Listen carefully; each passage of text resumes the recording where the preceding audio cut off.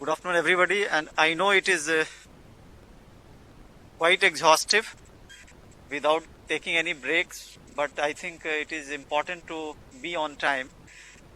Sample collection, report collection is very vital as far as PG training is concerned, because this is the first thing that you all people will always run around. Now, coming to the sample in pathology, primarily it's the blood and the tissues. Both are actually given here.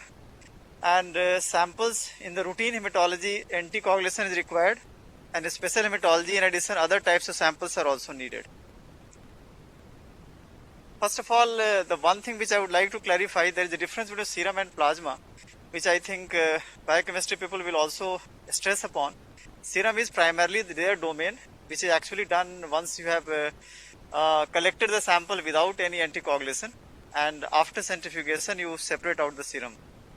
In plasma, in contrast, it contains all the clotting factors. That's the difference.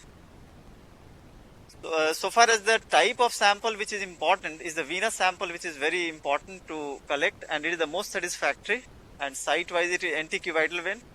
Size of the needle is very important to understand that sometimes, I mean, in adults it is usually 21, 23 G in the children, gauge wise, because suppose if you take very thicker needle, it will cause extra injury, and the hemostasis will get affected. Particularly in the coagulation, it is very important to have the proper size needle, because it will affect it.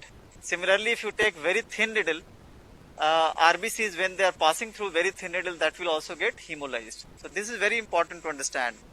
But nowadays actually, vacutainers are being used, so that way it is quite safe. If you compare the early days when we used to use the syringe, now it is quite easier to collect the sample.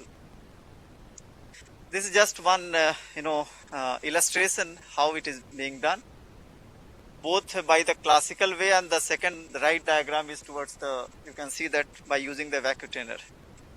Asepsis is very important, as we all understand, and here you have to allow the area to dry. Small veins particularly, these are very fragile, so you have to take a special precaution, especially for the routine hematology. And most important during collection is tourniquet to be used and must be loosened once the needle is inserted. And vacutainers, as I told you, since vacuum is already there, so naturally it is it will not need any extra pressure to be exerted. This is very important to understand, and it is actually an advantage compared to the old days when we used to use the syringe. After collection, this is very important to ask the patient to elevate the arm so that the puncture site will not ooze much, and the sterile cotton, as we all know, that is very important to plug that area.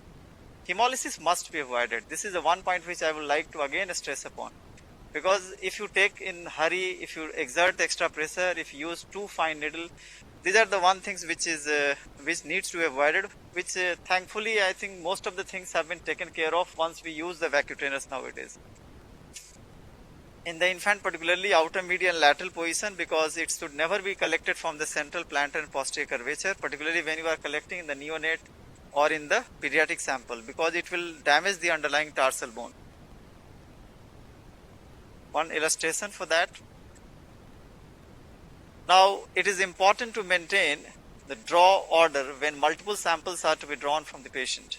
As on the right side, order of draw is illustrated there, like blood culture first, then followed by citrate sample, citrate vial, then serum, then heparinized sample, EDTA. Oxalate nowadays we don't use, but primarily for the practical purpose it's a serum, EDTA. They are the most widely used sample, and of course for coagulation purpose citrate, and of blood culture will be dealt separately. Safe disposal is equally important nowadays, with needle to be done in puncture resistant container. That is very important. Now, so far as anticoagulant is concerned, it's the EDTA which is most commonly used, and the mode of action we all know, it's a calcium chelation, but it is not useful for the coagulation. So this is very important to understand, and there are some other limitations, like we can't demonstrate basophilic stippling. So EDTA is primarily used for the routine sample like CBC and peripheral smear, but not for the coagulation purpose. Trisodium citrate is very important and is anticoagulant of choice. The reason is why EDTA is not used and the citrate is used. The simple reason, it causes reverse, anticoagulation. This is very important point, that there is a reverse, it is reversal is there. If you clotting is there, that also gets reversed. Unlike the case of EDTA, or in the case of others where there is you can't use it in the case of coagulation sample, and the sample ratio is very important, 9 part of blood and 1 part of citrate. For ESR, the ratio is slightly altered, 4 part of blood and 1 part of this trisodium citrate is taken. Heparin, as we all know, heparin is also important primarily for immunophenotyping. Although we can also use it, we can also perform immunophenotyping by the EDTA sample also. But heparinized sample is also useful. And another thing which is important, when we do OFT, osmotic fragility test, in that case also heparinized sample is important. But it is inferior to EDTA as far as peripheral smear examination is concerned, because it gives a very peculiar blue background. That's the reason that we don't use heparin. The important point which I would like to make here, that pre-analytical errors must be avoided. Like when you fill up the form, that is very important, and I tell you with our experience that majority of the mistakes are because of pre-analytical errors. What happens is suddenly we get a call that previous day hemoglobin was 10 grams, suddenly it has dropped down to 5 or 6. So there is some problem in the machine, they usually allege or they usually blame. But the fact of the matter is that the sample has been taken either improper or has been taken from the different patient. So this is very important. 9 out of 10 times the error is pre-analytical. And as I always say to my postgraduates and residents, we are not magicians, remember that. We always test whatever we get. So this is very important to understand, that two things, that one, you have to collect it properly, you have to collect in the proper vial, and number 3, which is equally important, don't delay the sample, because delaying the sample will actually spoil the sample. Because what happens after delay, you will get a lot of artifacts which are known as storage artifacts. Like you can see here that there is the same neutrophil, you can see from the left panel and the right panel, but you are finding absolute the breakage of the lobes, and it is very difficult to identify whether they are neutrophils or they are actually nucleated RBC at times. So a storage artifact is one of the biggest deterrent as far as the morphology of the cell is concerned, because then it will be difficult to identify. Indoor reports are dispatched the same day. This is one point which I would like to highlight, that what we have done here, normally samples come in horde, and we actually get in the seasons nowadays, actually because of corona there is a slightly less, but still we have got a lot of sampling right now. Overall there is a huge load, you can get 1000, 1200 plus, and remember we are giving in the same day report. This is only possible when we all actually cooperate with each other, and particularly those who are collecting the samples, they have to deliver it in time. And particularly for the CBC, I would like to say, because other samples can wait, but CBC usually can't wait because of the storage artifact. Similarly, we also receive biopsies and the FNSC samples. In the biopsies, actually we receive directly from the OT side, and there is a protocol for that, and that is that it has to be formalin fixed. So you have to properly, you don't send it in the saline, otherwise entire tissue of the biopsy will get spoiled. So that part also has to be taken care of. For FNSC there is no problem, because normally FNSC patient usually comes to us, or our person goes to the intervention FNSC or in the wards. So that's not a problem. But so far as biopsy is concerned, the person who is sending that has to, the person has to take precaution that it is collected in the proper vial with formalin, not without formalin. Similarly, in the bone marrow biopsy also, that it has to be collected in the formalin vial. OPD, reports are sent in the respective OPDs, so that's not a hassle. Quality control is very important for accuracy and precision. These are the two different terms, and some other day, if we have time, we will discuss about that. What is the difference between accuracy and precision? Accuracy means how much it is, near to the ideal value. That is actually accuracy. Precision means basically reproducibility. Suppose you have done twice, 2 times, and the value is coming the same or near the same value, that is precision or reproducibility. Now we are doing actually both internal and external quality checks. We are actually in the process of getting accreditation of the lab by NABL. Unfortunately, the corona has come, but definitely in 2021 we would like to go to that part, so that everything actually takes care by its process. because NABL accreditation is the highest accreditation in India, and actually I am NABL assessor also, so I would like to get our lab in the government setup, which is very uncommon or unusual in the government setup to be NABL accredited, but we will definitely go for that, and that will take care of the entire quality check. In fact, we have made our entire emergency area also, that the reports are checked or verified properly. But the important part, quality requires two-way communication. That's the reason that I'm here, that your sampling, your pre-analytical part, the details of the form filling has to be absolutely fine. Otherwise, it is very difficult without any clinical inputs. So it's always a two-way communication. Without that, is very difficult. So remember, with proper collection, clinical details, and robust quality check, obviously we can get the best results. And that's how I always, I always utter that clinical problems can only be analyzed, even if it is complex, when we, give a proper feedback. And that's the reason that we can get the best results. So with this, I will end, and thanks a lot for your hearing. Thank you. Thank you so much, Dr. Vijay. Actually, it was very brief, but so important, and each and every point I hope you've just noted. So now I invite Dr. Anuradha Shalania from the Department of Microbiology. So please pay attention, because every detail is important to get good results. Good afternoon, everyone. I will be talking about the specimen collections in microbiology. So first of all, you should know where is the microbiology department located in our hospital. So we have 3 sections of microbiology. One is in OPD block, that is at 3rd floor, that is the main microbiology lab where the samples are collected. Then we have 6th floor PGI lab, which is in the academic block, where we receive the COVID samples and the PCR samples. Then we have one more section, that is ICTC for HIV testing, that is located at ground floor X-ray building. Now, what are the sample collection timings? The microbiology department is open all 365 days. The routine sample collection timings are Monday to Friday, it is from 9 a.m. to 11:30 a.m. and on Saturdays 9 to 10:30. We are collecting emergency samples also till 8 p.m. due to COVID, otherwise it was 24/7. Urgent samples of only hepatitis B, C and HIV. These are only processed by the rapid car test.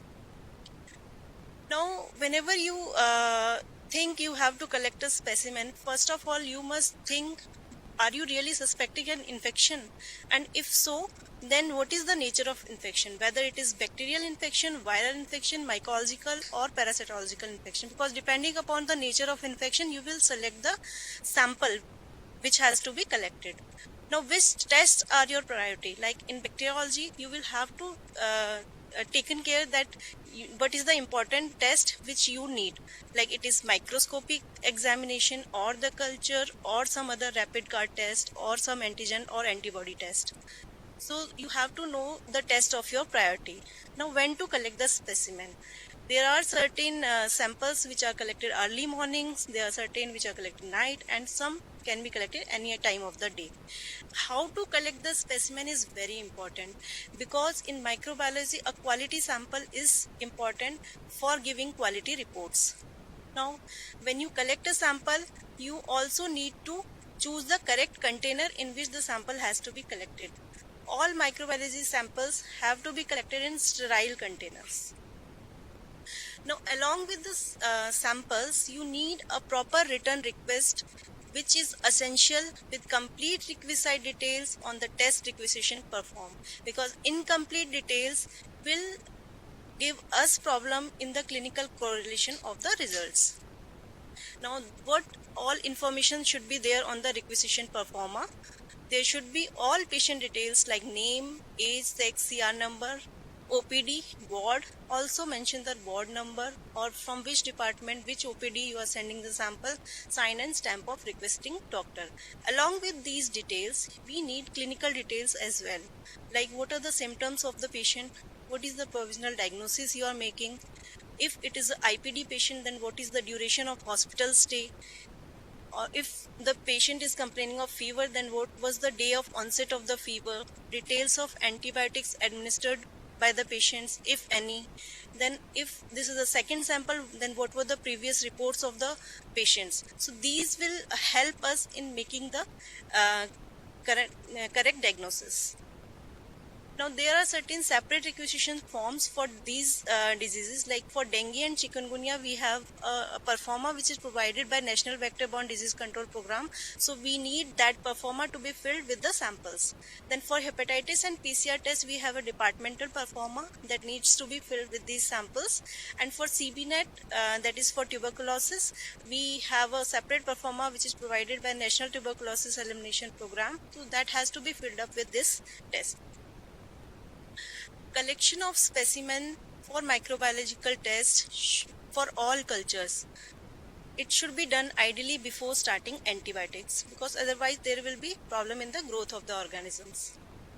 Now again, the importance is transport of samples. The samples which are collected, they have to be transported immediately to the lab after collection of samples or within 2 hours of collection of the samples.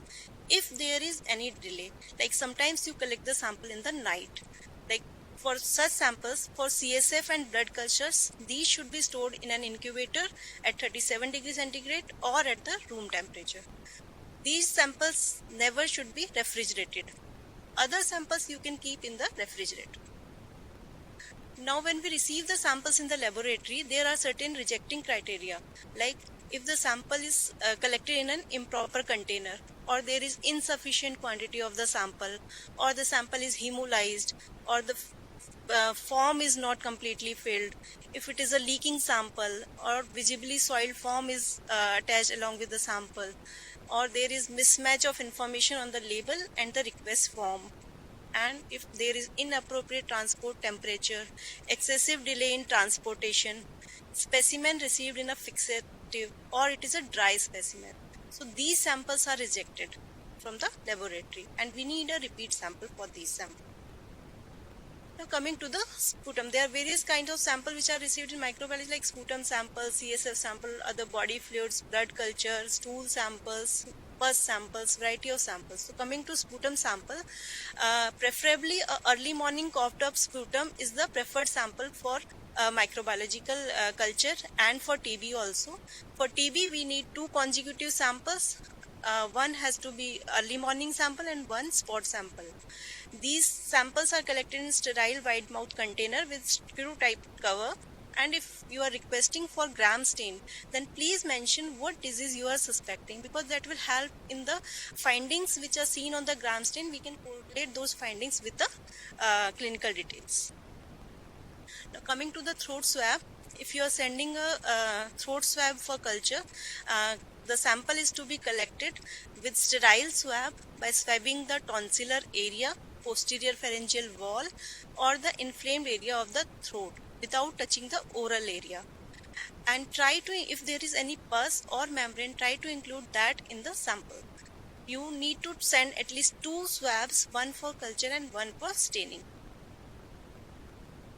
Culture, the vein from which blood is to be drawn must be chosen before the skin is disinfected.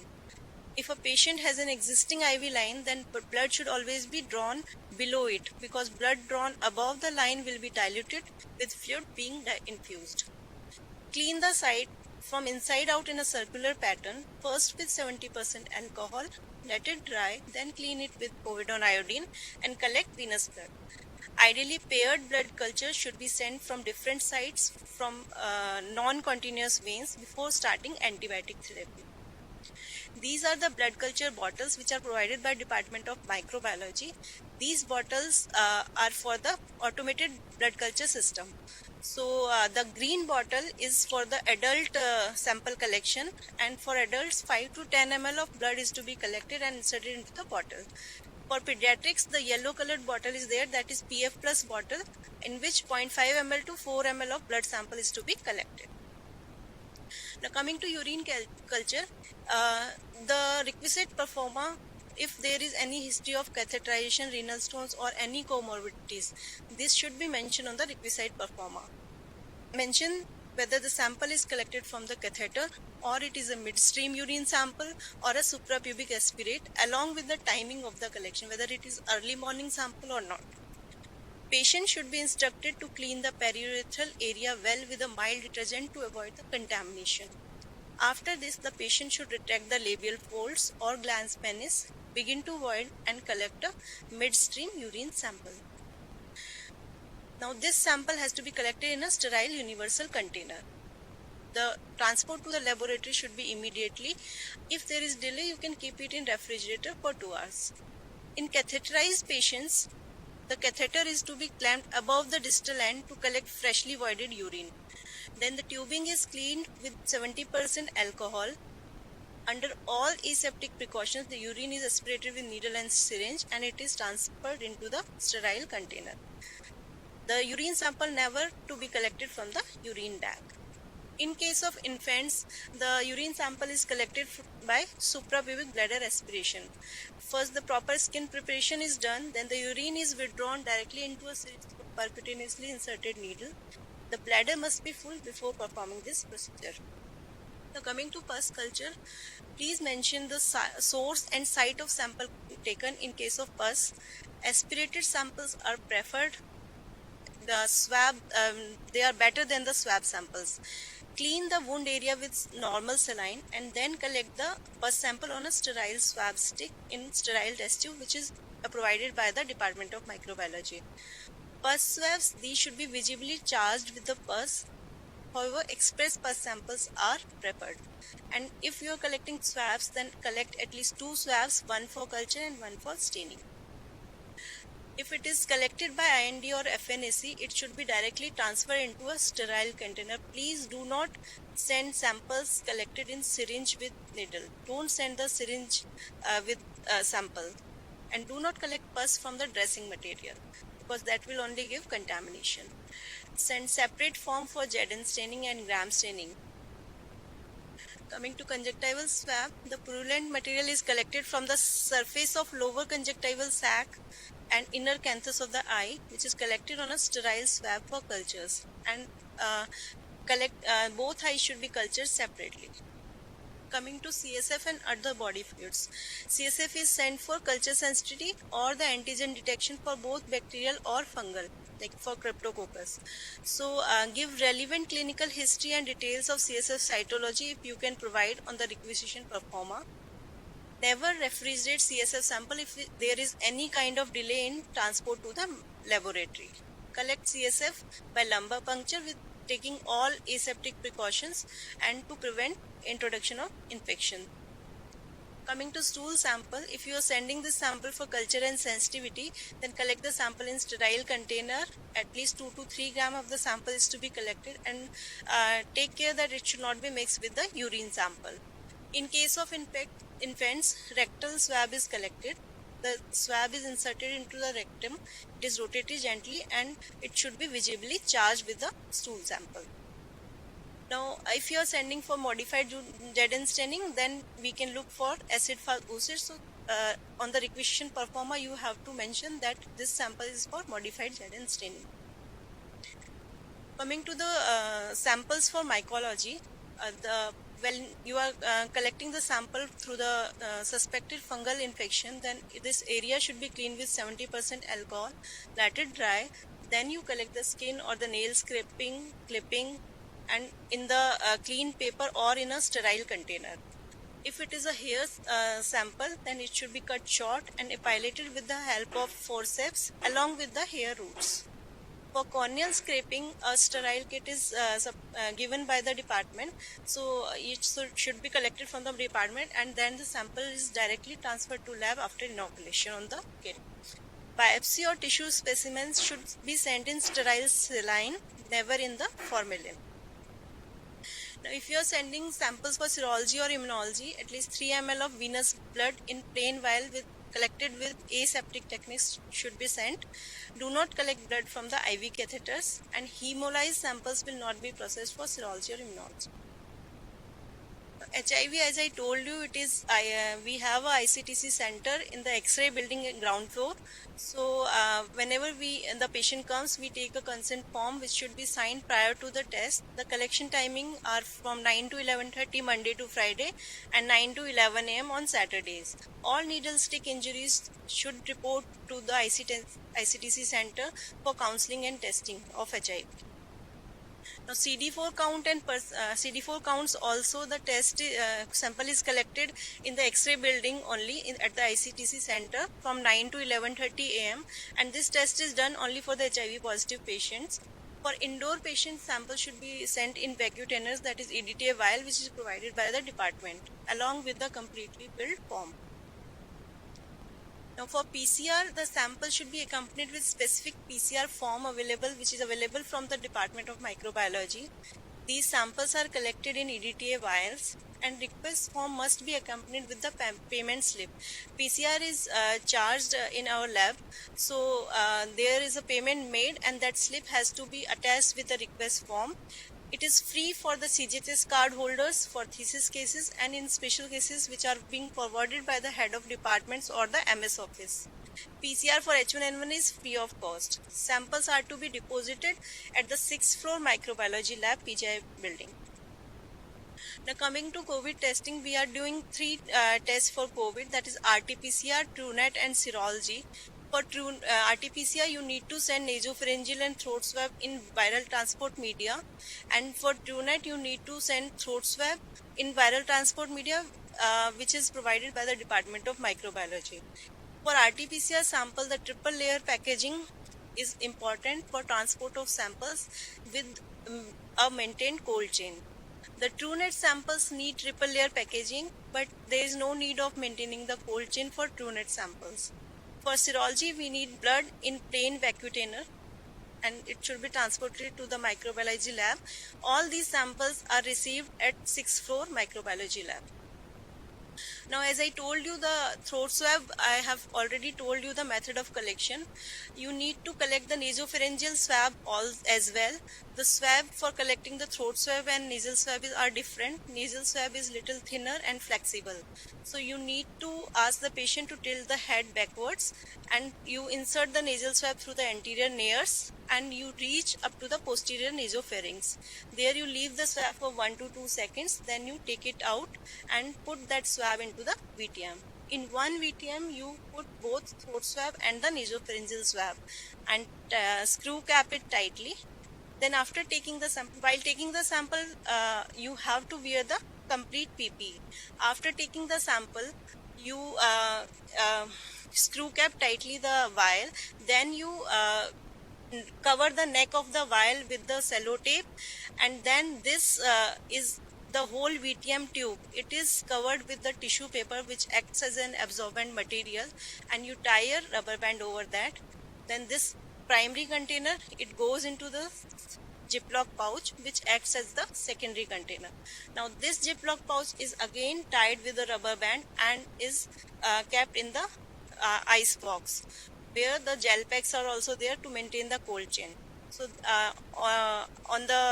after you take the samples for RT-PCR, you send this box along with the requisition forms to the lab, and there the samples are received. These are the sample collection guidelines from microbiological department, which gives all the investigation which are being done in the microbiology department at RML hospital, along with the sample collection guidelines which are also mentioned in this. So you can visit the RML website for this document. Now, for report collection, the gram staining reports are usually dispatched the same day of collection. Culture reports are dispatched the next day if they are sterile. If there is any growth, then 48 to 72 hours are taken to release the reports. All reports are entered online on the hospital information system if there is a HIS number over the requisition forms. CBNet reports are to be collected from PGI 6th floor microbiology lab, and COVID reports to be collected from the ECS building. So mind the quality samples yield quality results. So thank you. Thank you so much, Dr. Anurag. Please, I'd like to ask you, sometimes students or doctors, they do get needle stick injuries after 11:30. Yeah. Then what do they have to do? For needle stick injury till 4 o'clock we are there. So 9 to 4 the needle stick injuries are reported in the X-ray building, ground floor. After 4 they have to report to the casualty for the PEP. Testing is done the next. So they'll give the sample the next. Yes. They have to draw the sample of the patient also. Of the patient also. They have to draw the samples of the patient also. Third department, which is very important, the biochemistry, because all of you would be sending samples there and getting reports from there. I request Professor Neera Sharma to please come here and tell our students about the sample collection and report collection guidelines. Thank you. Good afternoon. I'm Dr. Neera Sharma. I'm to talk about sample collection in biochemistry. Key laboratories which are located are different locations. There is a main lab which is located on second floor, room number 250. There is the emergency trauma lab which is situated in trauma building, first floor. And there is a nursing home lab which is situated in the old building, room number 20. Then we have a wide test menu. All the routine and special tests are done. In special tests, we are doing cardiac profiles, serum magnesium, quantitative CRP, GGT, drugs, fluid ADA, and many other things along with ammonia and lactate. Then emergency trauma lab, it caters to especially the emergency block only and any urgent samples needed for indoor patients from anywhere else in the hospital. Usually after 1 o'clock, if any emergency samples are needed to be done, they are sent to trauma lab. Then in emergency lab, we are doing mainly we are doing sugar, urea, creatinine, bilirubin, electrolytes. But nowadays, because of COVID, we have started all the routine tests, pura complete LFT, KFT, calcium, phosphorus, magnesium, quantitative CRP, even procalcitonin, etc. We are doing there. Then hormones are done every day in the main OPD lab and nursing home lab. And these main OPD lab, it caters to all the indoor and outdoor patients. And we are doing all the thyroid function tests, reproductive hormones, cortisol, vitamin D, PTH, insulin, PSA, etc. And in nursing home lab, it especially caters to all the nursing home patients, endocrine patients, nephrology patients, especially kidney transplant patients, and for any urgent samples from ICUs or intra-op patients, etc. Those samples are sent to nursing home lab. Then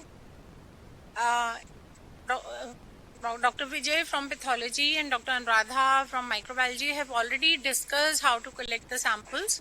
I am not going to repeat them, that how you collect the sample collection technique. I am not going to repeat.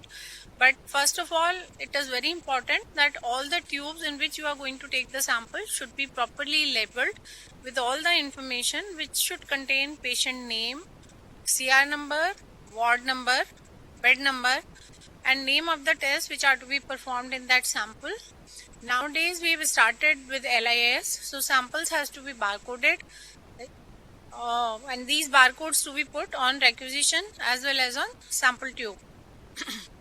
And before, ideally you should label that sample tube before you take the samples, but always confirm patient's name before taking the sample, as someone else or two different patients may be occupying the same bed, or they may be having the same name. Then what are the choices of tube? I'm going to emphasize on it because they should be, for biochemistry it is very, very important that you collect the samples in the correct tube. So for all the biochemistry samples, preferably collect fasting sample, and until specified otherwise, like you have to do sugar postprandial or any time sample you have to take, like sometimes the clinicians advise for cortisol, they advise you to take a sample in the evening or after 3 o'clock. Unless it is specified, a fasting sample should be taken. Samples to be collected in the plain vacuolators with red cap or yellow cap.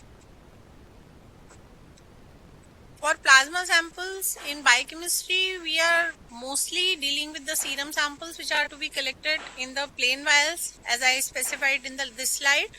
But for ammonia and lactate and for ABG samples, the samples have to be collected either in heparinized syringe or these green top heparinized vacutainers. These are to be sent immediately, kept on ice pack, which is very important because these samples need to be processed as soon as possible. Delay in sending the samples or samples sent without proper ice pack will alter the results.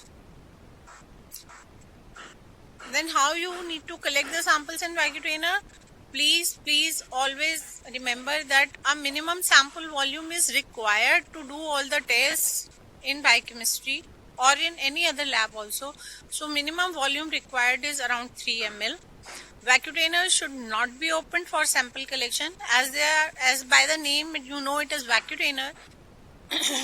They already have vacuum. So if you are taking sample directly with vacutainer or you are taking it with needle and syringe, just insert the needle into the vacutainer and the sample will directly go into it, and it will take only that much amount of sample which jitna usme how much vacuum is there for it. Suppose it is at 3 ml vacutainer, it will only take 2.5 to 3 ml sample. It will not take more than that. So never push the sample in the vacutainer, otherwise the sample will get hemolyzed. After taking the sample in vacutainer, you should always mix it by inverting the tube once or twice, but never shake it because shaking will cause hemolysis. Then fill only one form for complete biochemistry analysis, and only one sample is required. You don't need to send separate samples for LFT, KFT, for lipid profile, for iron profile. Send only one sample. The whole biochemistry will be done in that. Send one separate sample for all the hormone assays. Whatever is required, only 3 ml sample and one form is required for that. But adequate sample volume, at least 3 ml is definitely required to do all the testing. Then timing. In OPD, we are collecting samples from 8:30 to 11:30 am from Monday to Friday and 8:30 to 10:30 am on Saturday. Please tell patients not to come for fasting PP on Saturdays. For indoor samples also, the timing is from 9 to 11:30 Monday to Friday and 9 to 10:30 on Saturday in respective labs. Trauma emergency lab is functional 24/7 and samples can be sent there 24/7 on any day of the week. Blood gas analysis facility is available as the centralized facility in emergency trauma lab, but you have to be very cautious when you are taking samples for ABG or blood gas analysis. Samples are to be sent in heparinized syringe. Properly heparinize the syringe and flush out the heparin solution completely before taking the samples. Because even if there is 0.1 or 100 microliters of heparin is left in the syringe, if you don't flush out properly, it will dilute the sample and the results will not be accurate. So, and there should not be any air column in the syringe when you are sending a sample for blood gas analysis. Just after sampling, needle should be recapped and it should be sealed so that no air can enter into it. For ABG samples also, samples should be sent on ice pack. The various investigations for COVID patients are also done, and samples for all the COVID suspect and confirmed patients are to be sent to emergency trauma lab only in the triple Ziploc pouch, as Dr. Anuradha explained it to you, how you have to take samples for COVID patients.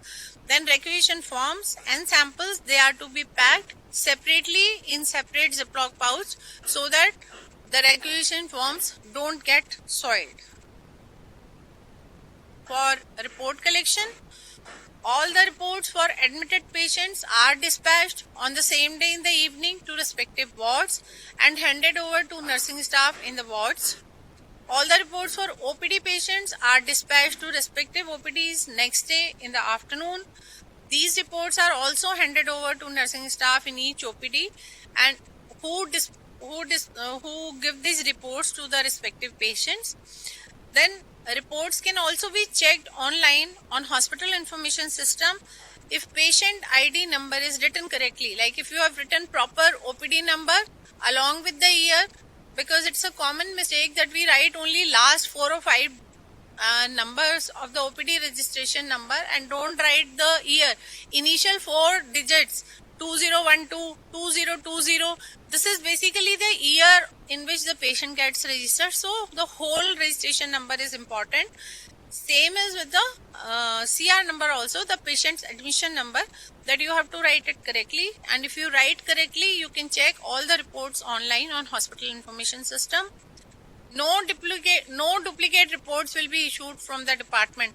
So please don't send patient relatives or patients to the different labs requesting just to tell them that go and get your duplicate reports. They will not be issued from there. Thank you. By Dr. Shalini from Department of Microbiology. She is going to address a very important topic, that is infection control and biomedical waste management. So I'll be taking infection control and antibiotic policy. Now, as you all know, we define hospital-acquired infections as any infection occurring in a patient in a hospital or a healthcare facility in whom the infection was not present or was not incubating at the time of admission. Infections are considered to be hospital-acquired if they develop at least 48 hours after hospital admission without any proven prior incubation. And they can also develop within 3 days after hospital discharge or 30 days of an operative procedure or 1 year of an implant. Now, common nosocomial infections, as you all know, these can be UTIs, they can be pneumonias, they can be surgical site infections, or they can be bloodstream infections. Now, these nosocomial infections can be endogenous or exogenously acquired. They can be transmitted by direct contact, indirect contact, droplet infections, as you all know that current COVID outbreak is going on by droplet infections, airborne contact, vector-borne contact. Now, what are the causes of these HAIs? The causative organisms can be methicillin-resistant Staphylococcus aureus, Enterococcus, which is vancomycin resistant, Staph, which is vancomycin resistant, Pseudomonas, Clostridium, then carbapenem resistant Enterobacteriaceae and other GNRs. Now, as you all know, we have to prevent any infection, we have to follow standard precautions, which refers to the practice that helps to prevent the spread of infections between healthcare workers and patients and transmission of disease like HIV, hepatitis B and bloodborne pathogens. Now, these standard precautions apply to blood, semen, vaginal secretions, synovial fluid, amniotic fluid, CSF, pleural fluid, peritoneal or pericardial. So, almost all body fluids come under standard precautions. Now, under these, we treat all blood and body fluids as infected, and we use good hand hygiene, cover any broken skin, wear PPE, use and dispose of sharps appropriately, disinfect the spillage, and dispose of the biomedical waste. Hand hygiene, I think you've already had a lecture. It's a simple and effective measure for preventing the HAIs, and improving the hand hygiene can prevent the transmission of these pathogens. So we must remember that wearing gloves is not enough to prevent the transmission of pathogens. We have to follow hand hygiene. It can be done using soap and water or a alcohol-based hand rub. The point to remember here is that the concentration of alcohol we must ensure should be 60 to 80% as per the WHO. Now, 5 moments of hand hygiene. This is important. This should be, so when are we going to practice hand hygiene? Before touching any patient, before any clean or aseptic procedure, after body fluid exposure, after touching a patient or touching the patient's surroundings. Steps, I think, have already been covered in this lecture on hand hygiene. So we must remember hand hygiene is the single most effective intervention to reduce the cross transmission of nosocomial infections. I think you've also had a session on PP, which refers to protective clothing, helmet, goggles, etc. The hazards addressed by protective equipments include physical, heat, chemical, biohazardous, and airborne precautions. Now, what are the components of PP? As you all know, gloves, gown, mask, goggles, and face shield. Now, pertaining to COVID, I would be talking about the steps here in brief. Before we put on the PP, that is called the donning of PP, we must remove all the personal items like jewelry, watches, cell phones, pens, etc. By visual inspection, we have to ensure that the sizes of PP set are correct, and we have to perform hand hygiene. The steps: first and foremost, put on the coverall, then put on the face mask, then put on the hood, then put on the face shield or the goggles, whichever is provided, and finally in the end put on the gloves, preferably long cuff over the cuff and extend to cover the rest of the isolation gown. Doffing: steps to take off: ensure that infectious waste containers are available to dispose them off. You have to remove the gloves. Outside of the gloves are contaminated, we all know, so if hands get contaminated during removal, immediately wash the hands. Using a gloved hand, grasp the palm area of the other gloved hand and peel off the first glove. I think the details we'll be covering when we have proper sessions on infection control, as you all would have to undergo the training on infection control, without which you won't be having, your first salary will not be released. So practical things we'll be discussing over there. Then we perform the hand hygiene. Then we remove the eye protection or the face shield by pulling the string from behind the head and dispose it off safely.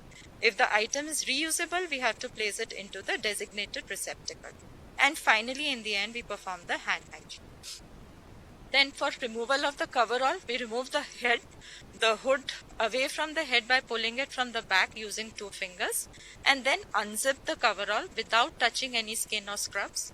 Remove the arms from the coverall by keeping them behind the back and pulling each arm out of the sleeve. So we use the the technique of in-out. We place the hands inside the coverall and roll out the coverall from the waist down to the footwear. Sit down and step out the coverall. Roll the used coverall into a ball, taking care not to touch the outside of the coverall which is infected, and discard it into the waste bin, that is the yellow bin.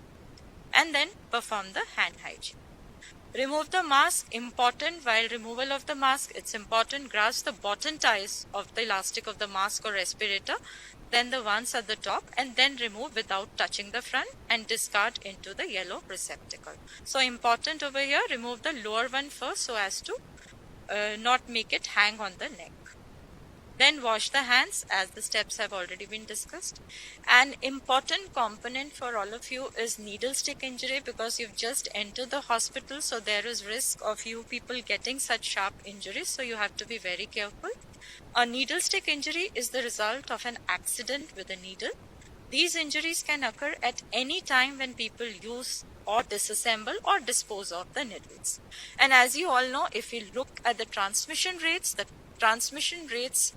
are maximum with hepatitis B virus, that is 6 to 30%, followed by hepatitis C virus, that is 2%, and HIV, which is 0.05 to 0.3%. Now, how do we prevent needle stick injuries? Important. Consider all the sharp items as potentially infectious and handle them with care to prevent the accidental exposure. The needles should never be recapped and reused. No attempt should be made to remove the needles from the body of the syringe, like bending, etc. An appropriate sharp container must be used. The container should be placed in an easily accessible location, and these should never be overfilled. Make sure they are sealed, collected, and disposed of in accordance with the guidelines. Now, post-exposure, suppose you've had an injury, what are you supposed to do? First and foremost, do not panic. Do not put the pricked finger in your mouth. Do not squeeze the wound to bleed the blood out. Immediately wash the wound and surrounding skin with water and soap and rinse. Do not try to scrub the area. Do not use any antiseptic or skin washes. Just use normal soap and water. If it is a splash of blood or body fluid, irrigate the exposed eye into the eye immediately with water. If wearing a contact lens, important, leave them in place while irrigating, as they form a barrier over the eye. And do not use soap or disinfectant into your eye. If there is a spillage into the mouth, spit the fluid out immediately. Rinse the mouth thoroughly using water or saline and spit again. Repeat this process several times and do not use soap into the mouth. Now, after the incidence of an exposure, inform your seniors, leave all work and report to ICTC, which is Integrated Counseling and Testing Center, located at the ground floor of the Department of Microbiology in the X-ray building. Post-exposure prophylaxis has to be initiated as soon as possible, preferably within 2 hours, but never later than 72 hours. Baseline tests should be done for hepatitis B and C. All these facilities are available at ICTC. So we can assess the nature of exposure, whether it is a mild exposure, moderate or severe. Then we have to assess the source code also. So if the patient is, if the HIV status of the source, it will be low risk if the patient is HIV positive but clinically asymptomatic. But if the source is HIV positive and clinically symptomatic, that means the risk is high. Now post-exposure details would be covered in the medicine. Now, prevention of hepatitis B. Hepatitis B, this is another exposure. During the needle stick injury exposure, there is a risk of hepatitis B. So, vaccination is recommended for all the healthcare workers. So, before you start working, you all have to be vaccinated against hepatitis B. This has proven to be highly effective in preventing the infection in healthcare workers. No vaccine exists for hepatitis C or HIV till date. A primary course of hepatitis B vaccination over 6 months is given, that is 0, 1 and 6 months. It is mandatory for all the staff in our hospital who have for taking a vaccination for hepatitis B. And if you don't know your status, then you have to undergo an anti-HBs antibody titer, and this level 4 to 6 weeks after the last dose will rise, and the booster doses are not required if it is more than 10 milli international units per ml. Then recommendations for hepatitis B post-exposure prophylaxis. If you are unvaccinated, then vaccination along with immunoglobulins. Previously vaccinated and a known responder, nothing active needs to be done. If previously vaccinated but not a known responder, then vaccination and immunoglobulins. Antibody response is unknown. If antibody response or the levels are less than 10 milli international units per ml, then vaccination along with immunoglobulins. Baseline HIV test of healthcare workers should be done at the time of exposure and repeated at 6 weeks followed by 6 months. Anti-HCV and HBs baseline 3 months and 6 months after exposure. Now, if there is, while you are working, there is any spillage of blood or any body fluids, how are you going to handle that? Deal with any spillage immediately, cordon off the area and put a caution board there. Wear gloves and cover the area with absorbent material and flood with 1% bleach. Leave it there for at least 30 minutes.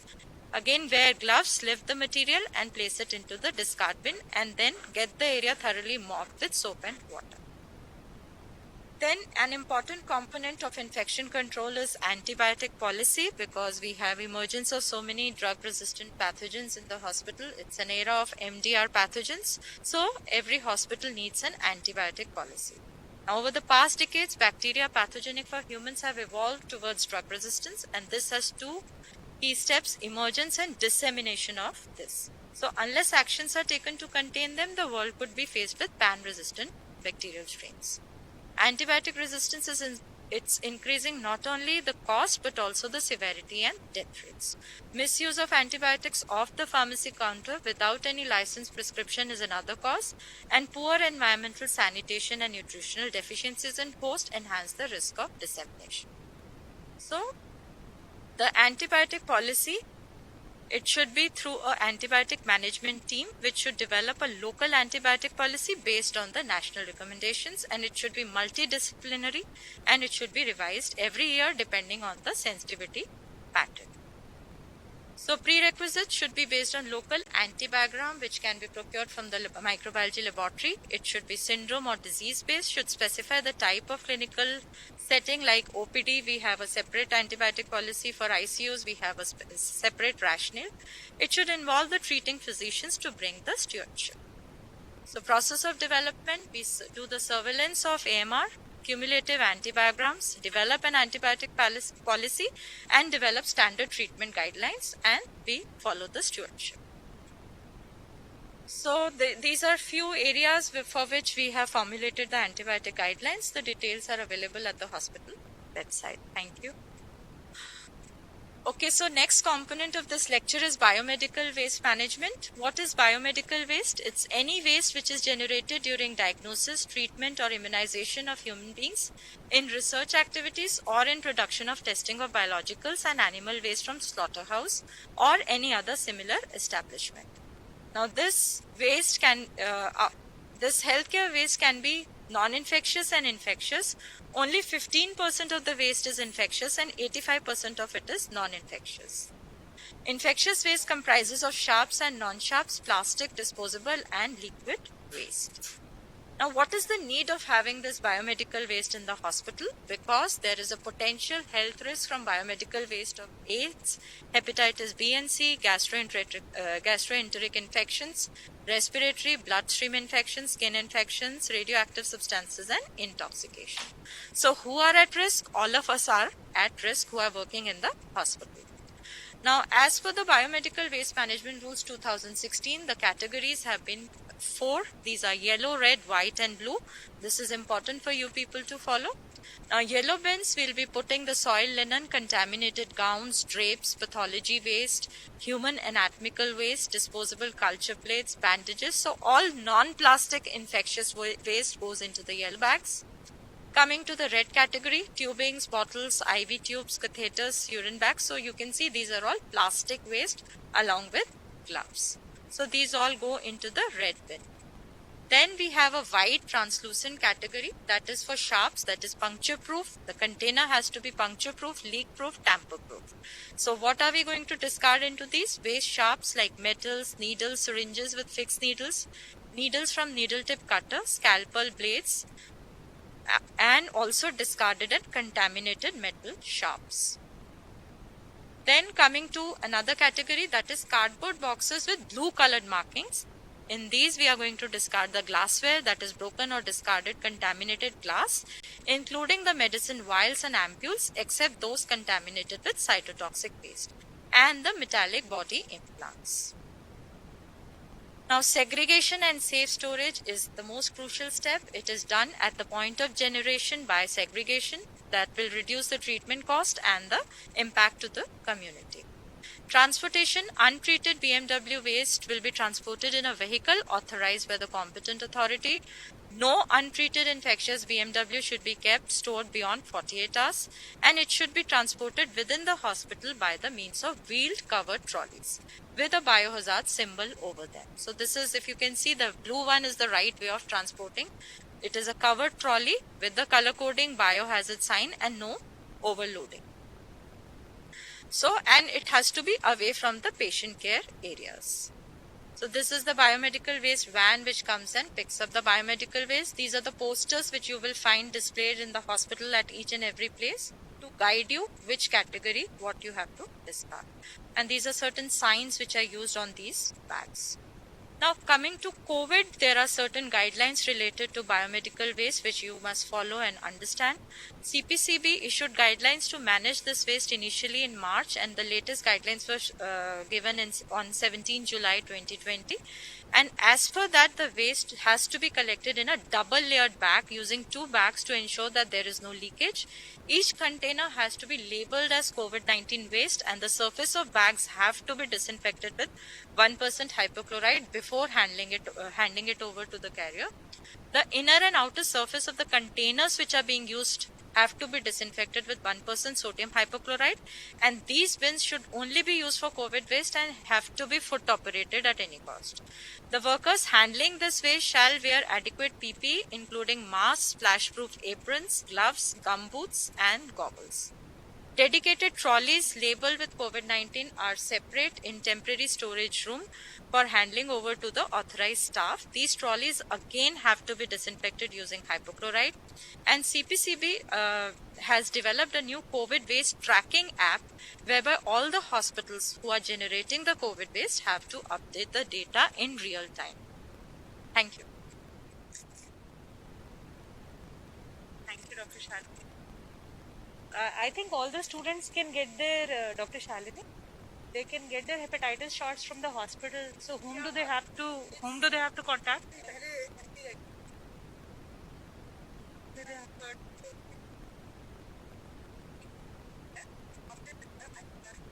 So they can go to with their I card. So now we are inviting, yeah. So now we are very lucky we have with us Professor Indu Chawla. She's going to talk to you about two very important things about ragging and grievance redressal, two issues which are imperative for you to know. And I invite her to enlighten all of you. Thanks, Dr. Taru, for the kind words. I'll be talking on two aspects, ragging and grievance redressal. So I'll be talking about ragging and what is Anti-Ragging Act and what is Anti-Ragging Committee. So we all are aware, I think you are postgraduates, you know what is ragging. So we all understand that by ragging, the meaning is to tease. It is generally committed by senior students upon the first year students or freshers. So how does the UGC or Supreme Court define ragging? Ragging is any disorderly conduct, whether by words spoken or written, or by an act which has the effect of teasing, treating, mistreating, or handling with rudeness any student. It's also defined as indulging in rowdy or indisciplined activities which cause or are likely to cause annoyance, hardship, or psychological harm, or to raise fear or apprehension thereof in a fresher or in a junior student. Any act of physical abuse, including all variants of it, it could be sexual abuse, homosexual, assaults, stripping, forcing, obscene and lewd acts, gestures causing bodily harm. So all these are defined by UGC and by Supreme Court Act. So I'll be talking in detail what is anti-ragging. So what was the main objective of ragging? How did it come into picture? The main objective of ragging used to be to break the ice between the senior students and new entrants. So by means of an interaction, they get close and know each other. But in practice, it is nothing but a kind of torture.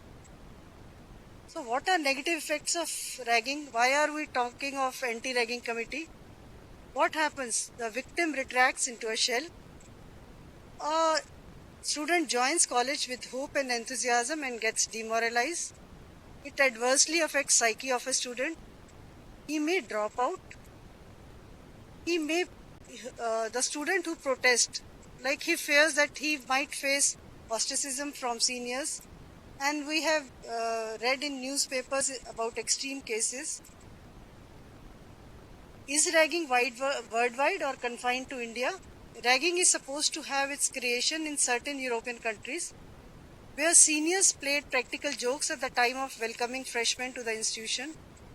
Today, almost all countries of the world have enacted stern laws that ban ragging, and it has been completely eradicated in countries such as Canada and Japan. But in India, the situation is still bad. India, which inherited ragging as a legacy from British Raj, has not been able to free itself from the clutches of this inhuman practice. There are many tales of torture and humiliation that are associated with ragging.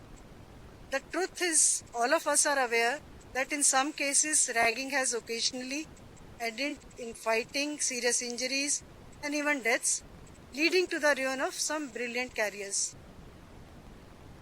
I'm sure you must have read, in 2018, engineering girl hospitalized after ragging in college hostel. The most famous case after which the Supreme Court came heavily on this was Aman Satya Kacharu case. He was a 19-year-old boy when 4 seniors ragged him to death at Dr. Rajendra Prasad Medical College in Himachal Pradesh in 2009. The young medical student suffered head injury and succumbed to it. Another shocking case in 2012 when a 17-year-old aeronautical engineering student Ajmal PM was set on fire by his seniors. So what has been done till now? We know it's bad. So measures have been taken to decrease this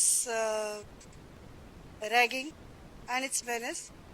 In 2009, Supreme Court came heavily on many educational institutes, terming ragging as human right abuse in a sense. It directed all educational institutions to take stringent anti-ragging measures, including filing criminal cases against erring students. Like if somebody commits such errors, criminal case can be filed against that student. Ministry of HRD in 2009 conveyed to all regulatory institutions, including UGC, to follow the observation of court and its directions. So what were the main observations of the court? One was that every institution should have an anti-ragging committee, an anti-ragging squad, and a monitoring committee. The prospectus of all higher educational institutions should clearly mention that they have an anti-ragging committee and anti-ragging squad in place, who all are the members, and what is the redressal mechanism, whom to approach in times of crisis. So in our hospital, we have an anti-ragging committee in place, which has been there since last 4 years. I am the chairperson, Dr. Ratnakar Sahu. I'm sure you can see the phone numbers, and you will be conveyed if you don't have. Dr. Kiran Chaudhary, Dr. Dinesh Yadav, 4 persons from faculty, and Mr. Arvind Kumar, registrar, he is member secretary. So in case you want to approach somebody and if you are being ragged, you either have to contact Mr. Arvind Kumar, registrar, you can put a written complaint, or you can go there personally. You can go to any of the faculty members, or you can approach me directly. I am head of Department of Obs and Gynae, and I am most of the time available in the Department of Obs and Gynae. And we have representatives from students, male, female students. So you can approach them directly, and we have an anti-ragging squad, and Dr. Sunil Saxena is in charge, who takes rounds, especially when the freshers join. So basically, why are you being sensitized in this forum?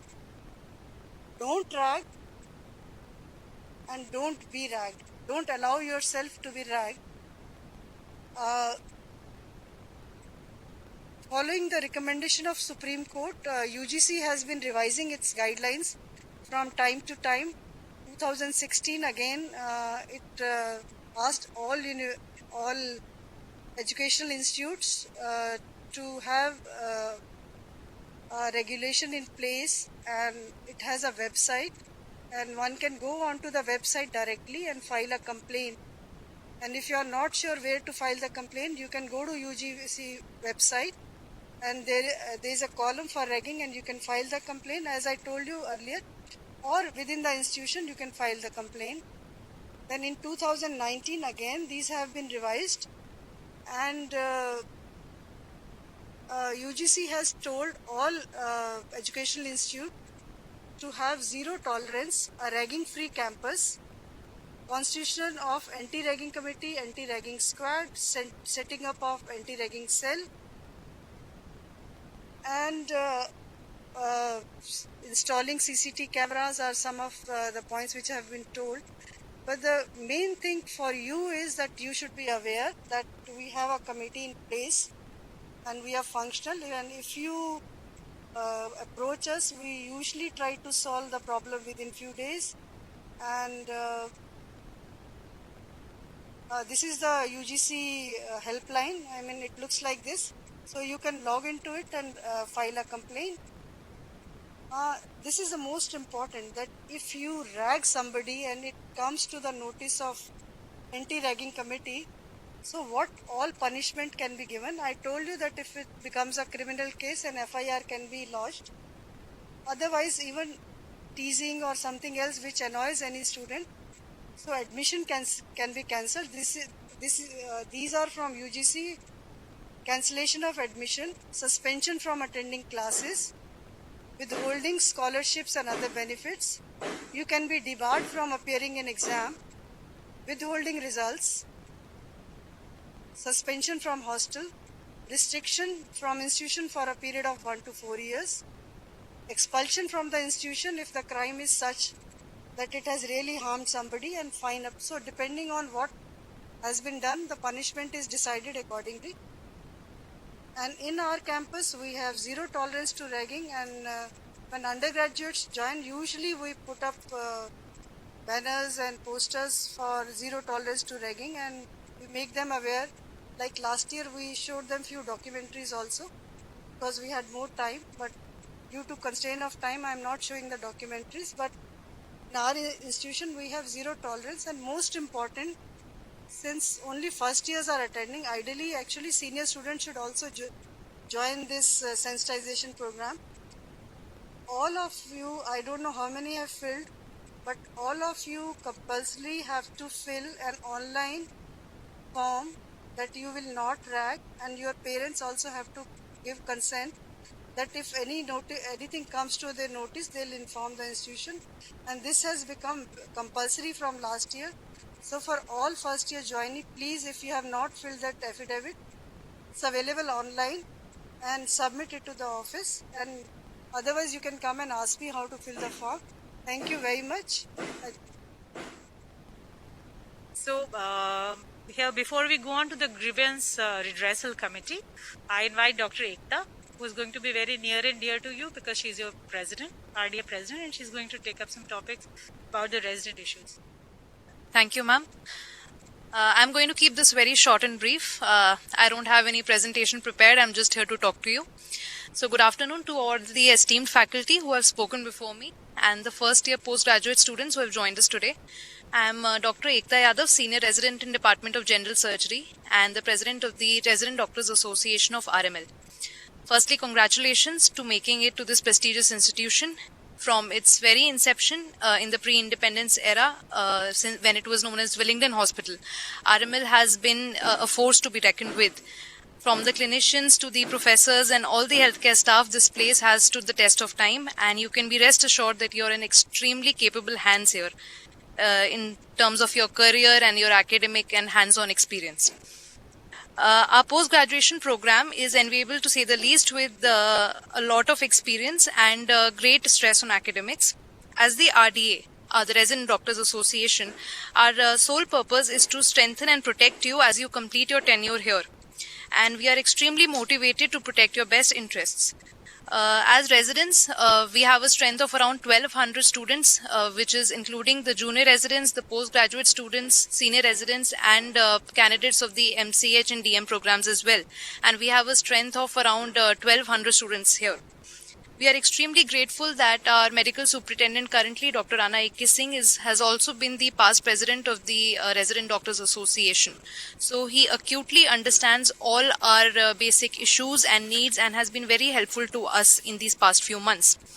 Especially during the COVID-19 pandemic, when RML started testing for the first time in Delhi. We were one of the first institution who are at the forefront of this fight. And also we received a lot of guidance and unprecedented help from the senior administration, and RDA has been extremely instrumental in facilitating this. They have given ear to all our issues and have taken great pains to resolve all of them. We hope for the continued support from our administration in the next few years as well. In my 6th year here, 3 as a postgraduate student and my 3rd year as senior resident, I have not been witness to any extreme forms of institutional ragging or harassment in this institution. But as ma'am mentioned, that we have a complete no tolerance policy for such behavior, and if any resident faces any unfair treatment or you feel that you are being treated in a completely unjustified manner in your department or otherwise by your seniors or by your colleagues, then you have complete authority to address any of us in the Resident Doctors Association panel. Me, the president, we have 3 vice presidents and secretaries as well, and we have representatives in almost all departments who you can contact. We are available 24/7 to address the issues that you might face here and to put it up to the higher authorities and to raise a voice against whatever problems that you might have. Our numbers have been provided in the hostel office, in the doctor's hostel office, and you can easily access it from there. And you can text us on WhatsApp or call us at any time, and we'll be there and we'll try and put our best foot forward to help you. Other issues aside, I want to reflect some of the work that we have done as RDA. We have worked relentlessly, obviously, during this pandemic to work with the administration in providing testing facilities to all our residents who are presumed to be COVID positive, and providing security in emergencies and ICUs, giving personal protective equipments to residents, and encouraging accommodation and separate accommodation and quarantine facilities for COVID duties.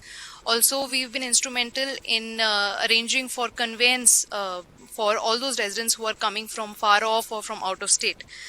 Also, with the help of Dr. Kiran Chaudhary, the HOD of Blood and Transfusion Medicine, we recently organized a blood donation camp, which was extremely successful, and some of our residents who unfortunately suffered from COVID have also selflessly donated plasma for the blood bank in our hospital.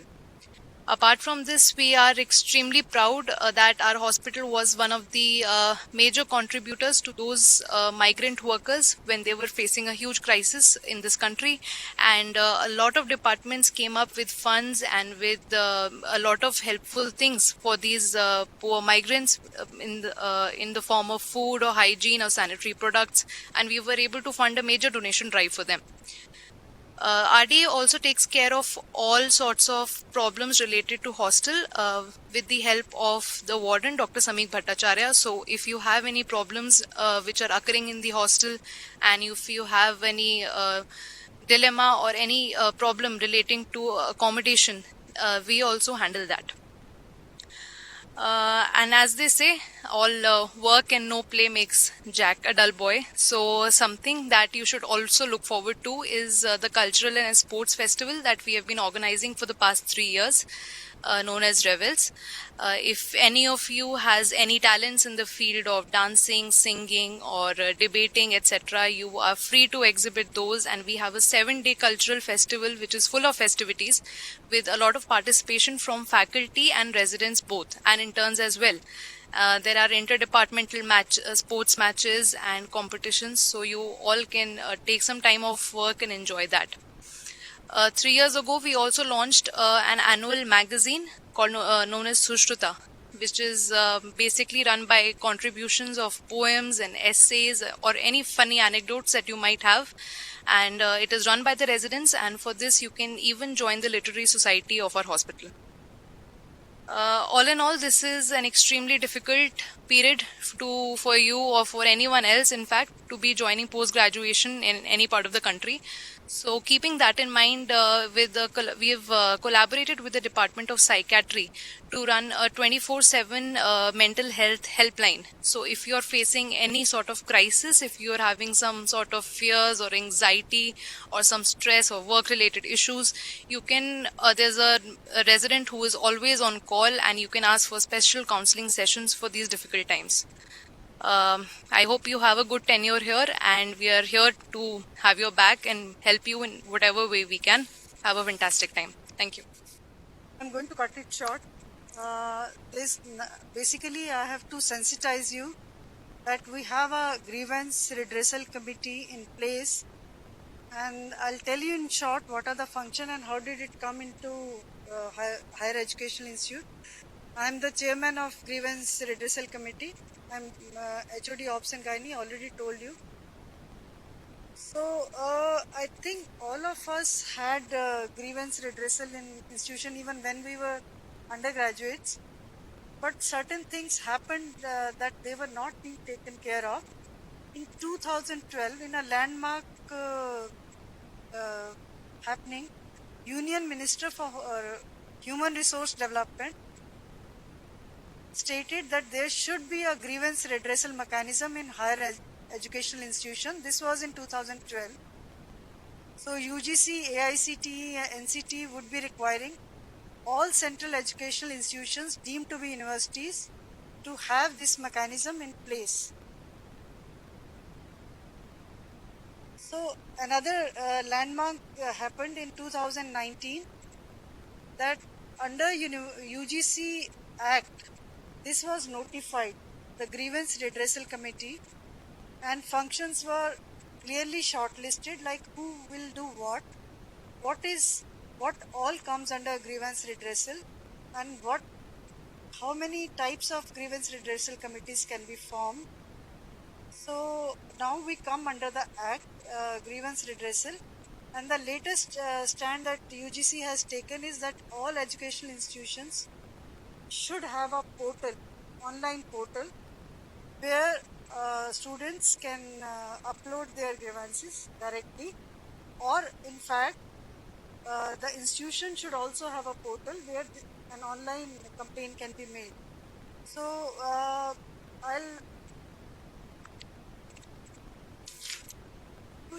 usually what we do in the sensitization, we call everybody who all are members of the redressal, so that you feel comfortable that whom to approach and how to go about the whole system. So as I said, I am the chairperson, and the senior person who are members are Dr. Ellen Gupta, Dr. Sukhneil Saxena, Dr. Nirmaljeet Kaur. I'm sure their phone numbers have been given to you. Otherwise, you can take their phone number from the registrar. We have representative from students, male, female, and you can approach them, and what all would come under a grievance. Actually, what we think grievance means कि खाना अच्छा नहीं मिला, hostel अच्छा नहीं मिला. Will you be addressing all these to institutional redressal mechanism? The answer is no. Actually, ideally, we should have a departmental redressal mechanism, an institutional redressal mechanism according to UGC, and a university redressal mechanism, and fourth comes somebody from outside, which is still not in place in our institution. So suppose you have some problem with your seniors, like recently I had a problem of first year PG having some problem with the senior resident. So for that, I would suggest that you go to head of the department first.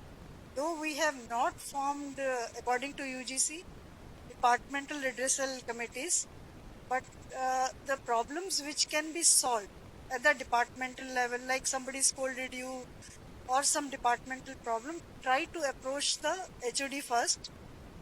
And if it involves some institutional problem, like, and if the first thing, let me address first, if your HOD cannot solve the problem, or you feel that you need somebody else who should listen to you, you can approach me as chairperson. You can approach the member secretary, or you can file a written complaint in the registrar office.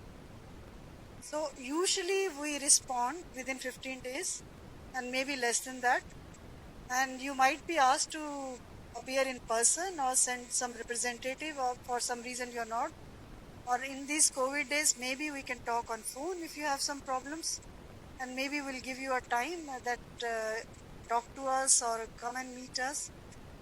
And usually, and I'll tell you what institutional redressal mechanism, I mean what sort of complaints are being handled by the institute. So your fees problem, like suppose you deposited some fees and some overcharge, something wrong with the examination, or your answer sheet's not correct, or something wrong in the hostel, something wrong in your food, or any other, even ragging part. Like if you are being ragged and you don't know whom to approach, you can come to institution committee.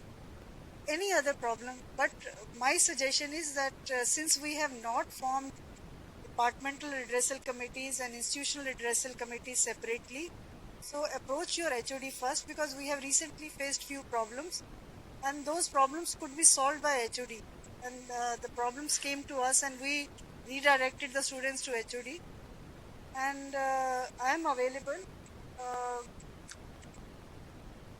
And I think the list which I have is like some students have already left. So maybe we'll circulate the list again to you. And you can approach your fellow colleagues, I mean the other PGs, if you are comfortable. and usually within a day or two the complaint reaches me and I try to resolve as early as possible. That's the redressal mechanism, and though it's not included in the curriculum, but I am chairperson student welfare officer also. So any other complaint, again you can approach me or Mr. Arvind Kumar. So because these are interlinked, anti-ragging and grievance and other welfare officers, so I'm chairperson of all three.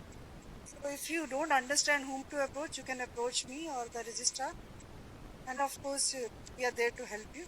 Thank you very much.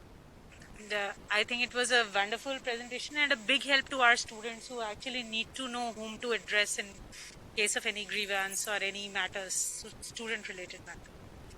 So with this, we come to a close to this session and this program of induction.